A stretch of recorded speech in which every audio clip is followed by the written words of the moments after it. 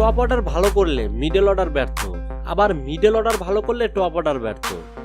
এজন্য বাংলাদেশ ক্রিকেটের নৈমিত্তিক অভ্যাস, যার কারণে শক্তিশালী কোনো দলের সাথে সহজে জয় পায় না বাংলাদেশ। টি-20 বিশ্বকাপে অস্ট্রেলিয়ার বিপক্ষে টসে হেরে ব্যাটিং করতে নেমে শুরুতে 0 রানে তামিমের উইকেট হারায় বাংলাদেশ। সেখান থেকে অধিনায়ক শান্ত এবং লিটন দাসের ধীরগতির ব্যাটিংয়ে 58 রান তুলে টিম বাংলাদেশ। খেলা থেকে মনে হচ্ছিল বাংলাদেশ 170+ রান করবে, কিন্তু সেখানেই ব্যর্থ টাইগার ব্যাটাররা। আগের চেনা রূপ যেন ধরা দেয় টাইগার শিবিরে। 100 রান তুলতে নেই বাংলাদেশের 5 উইকেট। সাথে লিটন দাস এবং সাকিবের ধীরগতির ব্যাটিংয়ে বড় রানের স্বপ্ন ধ্বংস হয়ে যায় টিম বাংলাদেশের।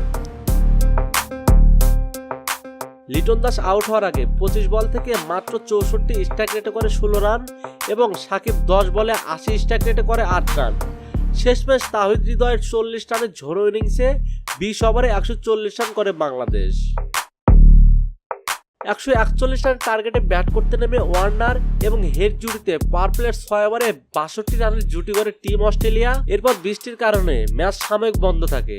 বৃষ্টির পর খেলা শুরু হলে রিশাদ হোসেনের জোড়া আঘাতে তুলে নেয় হেড এবং অধিনায়ক মার্সের উইকেট, কিন্তু তাতেই স্থিতি আসে না টাইগার শিবিরে। ডেভিড ওয়ার্নার এবং ম্যাক্সওয়েলের তাণ্ডবে আবারও ম্যাচ নিজেদের নিয়ন্ত্রণে নিয়ে নেয় টিম অস্ট্রেলিয়া। দ্বিতীয়বার বৃষ্টি আসার আগে 11.2 বলে স্কোরবোর্ডে 100 রান করে টিম অস্ট্রেলিয়া। শেষ পর্যন্ত বৃষ্টি আর না থামলে ড্রাক অফ দ্য লুইস পদ্ধতিতে 28 রানের বিশাল জয় পায় অস্ট্রেলিয়া। তবে বাংলাদেশের হারের পিছনে কাজ করেছে লিটন এবং সাকিবের স্লো ব্যাটিং। মোহাম্মদ নুরে আলম, স্পোর্টস টাইম, ঢাকা।